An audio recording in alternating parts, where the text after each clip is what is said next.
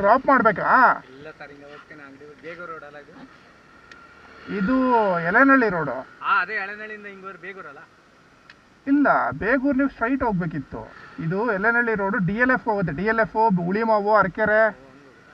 ಈ ಕಡೆ ಬೇಗೂರು ಹಾ, ಸ್ಟ್ರೈಟ್ ಅಲ್ಲಿ ಲೆಫ್ಟ್ ತಗೊಂಡಿದ್ದೀರಲ್ಲ, ಲೆಫ್ಟ್ ತಗೋಬಾರ್ದಿತ್ತು, ನೀವು ಅಲ್ಲೇ ಸ್ಟ್ರೈಟ್ ಹೋಗ್ಬೇಕಿತ್ತು.